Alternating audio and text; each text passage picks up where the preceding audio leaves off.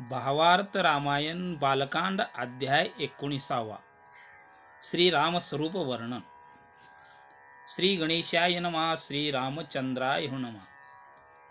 नाथ महाराज पुढे सांगतात की राजा रावणाचे अपमान झाल्यानंतर सीतेला दासी सांगू लागल्या की हे सीते, तुझ्यावरती आलेलं संकट टळले आहे. आता तुला जे हवं आहे तो राजा मिळेल असं बोलू लागल्या. इकडे राजा जनक सभेत उभा राहून बोलू लागले की ह्या पृथ्वीवर कोणी क्षत्रिय उरला नाही का. असं म्हटल्यानंतर लगेच श्रीराम विश्वामित्राची आज्ञा घेऊन उडी मारून धनुष्य उचलण्यासाठी जातात. तेव्हा लक्ष्मणही रामाच्या मागे जातात. तेव्हा राम म्हणतात की हे लक्ष्मणा, धनुष्य एक आहे आणि एकल्याने पण जिंकायचं आहे. असं प्रभू रामचंद्र यांनी म्हटल्यानंतर लक्ष्मण खाली बसले.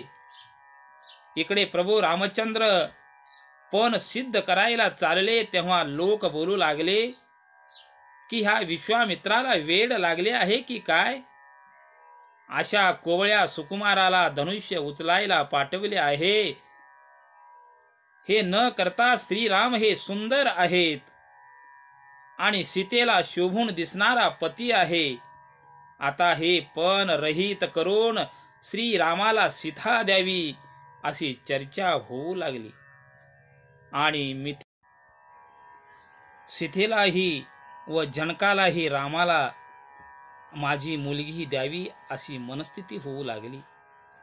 पण राम यायच्या अगोदर पण लावला असल्याने राजाचा नाईलाज झाला आणि श्रीराम पण जिंकण्यासाठी येत असताना नाथ महाराज श्रीरामाच्या स्वरूपाचे वर्णन करत असताना म्हणतात, श्रीराम आकाशाप्रमाणे निर्मळ आहेत आणि अशा रामाच्या शरीरामध्ये पूर्णपणे निळा आकाश सामावलेले आहे आणि अहम ब्रह्माचा आधार आहेत. म्हणून श्रीराम मेघश्याम आहेत आणि रामाच्या पायामध्ये त्रिभुवन व्यापले आहे. शेषाला वाटले रामाचे वर्णन करावे, परंतु त्या शेषालाही श्रीरामाचे स्वरूप कळले नाही आणि ज्या ठिकाणी वेद व शेष ठकले मग मी तर पामर आहे असे नाथ महाराज म्हणतात.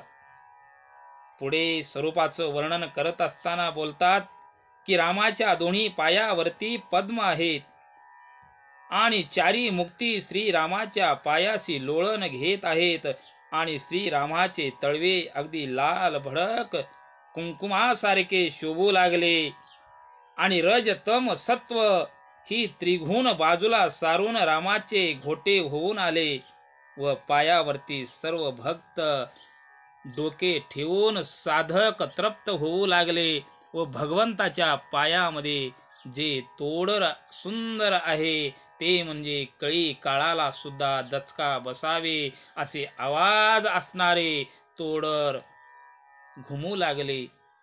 म्हणून काळ सुद्धा तिथे येऊ शकत नाही आणि जानू चक्र म्हणजे घोट्याजवळ येऊन सामावले असं नाथ महाराज म्हणतात. पुढे जाऊन रामाच्या चरणाचे महत्त्व सांगताना कर्दळीचे खांब सरळ असतात त्याही पेक्षा श्रीरामाच्या मांड्या आहेत. रामाचे जे गुह्य स्थान आहे ते म्हणजे सीताच जाणू शकेल, दुसऱ्याची मात्रा नाही. आणि पुढे जाऊन म्हणतात की वीज सुद्धा रामाच्या पितांबरामध्ये येऊन सामावली आणि कासेमध्ये समाविष्ट झाली आणि श्रीरामाचे करधुरा म्हणजे जे भक्त आहेत त्यांना आपल्या करधुरामध्ये सामावून घेतले, कारण राम हे भक्तीचा भुकेला आहे.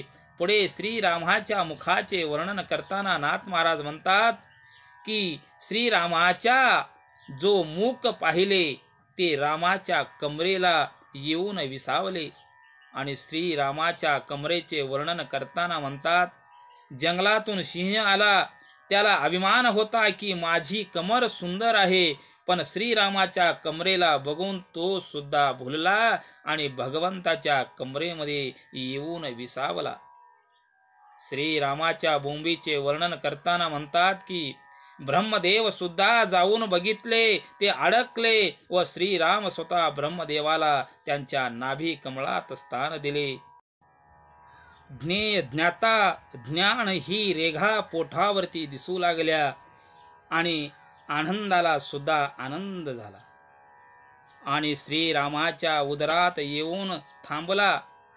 श्रीरामाचे सोली व सुख म्हणजे रामाच्या हृदयावरती पदक सुंदर असे शोभू लागले व भगवंतांच्या वैजंतीच्या माळा शोभू लागले. पुढे जाऊन श्रीरामाच्या कंठाच्या ठिकाणी वेदाचे मूळ पीठ तेथे आहे आणि तेथून आवाज निघू लागला व श्रीरामाचे हात हे गुडघ्याच्या खाली आहेत, म्हणजे श्रीराम अजानुबाहू आहेत व त्यांच्या हाताने राक्षसाचा शेवट होणार आहे. आणि डाव्या हातातील बाण समोरच्या शत्रूला लागले तर त्या मनुष्य जन्मा मरणातून बाहेर येऊन त्याची सुटका होते, असे नाथ महाराज सांगतात. पुढे म्हणतात की श्रीरामाचे जे मनगट आहे ते धैर्य जाणणारे आहेत, त्यामध्ये धैर्यांचे कंकण त्या मनगटात बांधलेले आहे व रामाच्या बोटातील जी मुद्रा आहे ती रामनामांकित आहे आणि जीव त्याला पाहिले तर त्याचे पाप धुवून जाते आणि त्या भक्ताला काळ सुद्धा भीतो, अशी रामनामाची मुद्रा आहे. पुढे जाऊन म्हणतात की अशा बोटाने सीतांच्या बोटाला स्पर्श होणार आहे आणि सीतेच्या बरोबर पाणीग्रहण होणार आहे. रामाच्या कानामध्ये मकराकार कुंडले आहेत आणि ते रामकथा ऐकण्यासाठी आतुर झाले आहेत. आणि भगवंताचे जे मुख्य आहे ते मुख ब्रह्मांडाचा आनंदच घेत आहे असं वाटू लागले. आणि श्रीरामाचे मुख मृगांक जे आहे ते नित्य निर्दोष आहे आणि ते मुखचंद्र पाहून चंद्राला सुद्धा हेवा वाटू लागला आणि रामाच्या नाकाच्या वरती येऊन लपून बसला.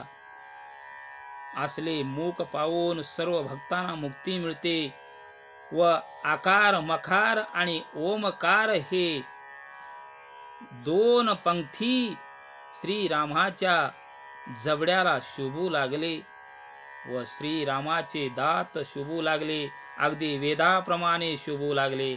आणि श्रीरामाचे ओठ आहे ते या जगाचे आदर आणि सदर आहेत. श्रीरामाची हनुवटी जी आहे ती फक्त हनुमंतच जाणू जाणे असे म्हणतात व जगाला जे देखणेपण आहे ते म्हणजे श्रीरामाचे नाक आहे. श्रीरामाच्या नाकाप्रमाणे ज्या नाकामधून हवा येत आहे ते सर्व जगाला वारा देणारे श्रीरामाचे नाक आहे. आणि चैतन्याचे जे स्थान आहे ते म्हणजे श्रीरामाचे नयन आहेत. श्रीरामाची दृष्टी म्हणजे दृश्य दृष्ट आणि दर्शन ही त्रिपुटी मावळते. आणि श्रीरामाची जी भवय आहे ते ब्रह्मांडच वसवलेले आहे की काय असे वाटते. आणि डोळेही अति शोभू लागले, ते म्हणजे कानातून ऐकले की जी वस्तू डोळ्यासमोर यावे असे नयन श्रीरामाचे आहे. आणि श्रीरामाचे जे निढळ म्हणजे कपाळ हे जगाचे स्थान आहे व त्यावरील सच्चिदानंदाच्या 3 रेषा आहेत व अहमपणा काढून सोहमपणा आला तो चंदन श्रीरामाच्या कपाळी गंध म्हणून लावलेला आहे. आणि सद्भावाच्या अक्षदा श्रीरामाच्या कपाळी लावल्या आहेत. असा श्रेष्ठ श्रीराम आहे. आणि त्या श्रीरामाच्या डोक्यावरती मुकुट जो आहे त्याची शोभा म्हणजे सर्व जगाची शोभा तिथे एकवटलेली आहे. आणि आता श्रीरामाच्या मुकुटावरती काहीच नाही असे वर्णन करताना श्रीरामाचे मुकुट म्हणजे श्रीरामाने केलेला पराक्रम आहे.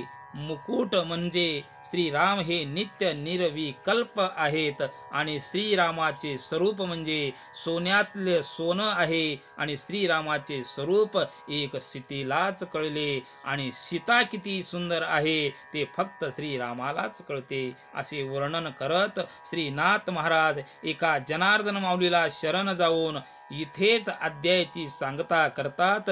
जय श्रीराम, जय श्रीराम.